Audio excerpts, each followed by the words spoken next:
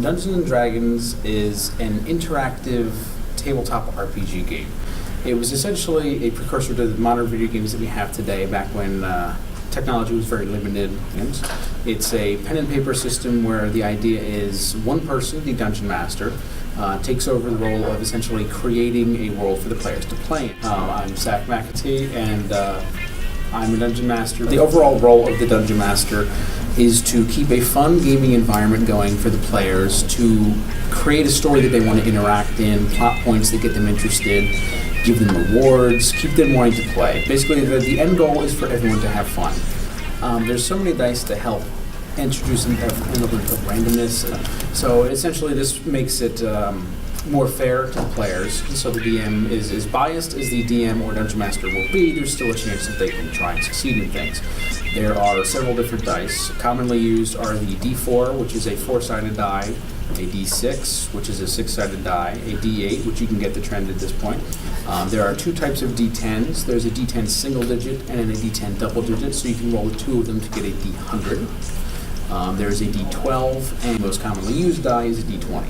So the DM's job is basically almost like a babysitter in a daycare, trying to make sure all the kids play nice together and all have a good time. The role of the player is to destroy everything the Dungeon Master tries to put in their path, pretty much. Like one night we just stayed up to like 3 o'clock in the morning singing Pokemon songs. So like he has creative juices in him. So I like being here and listening to his stories that he comes up with.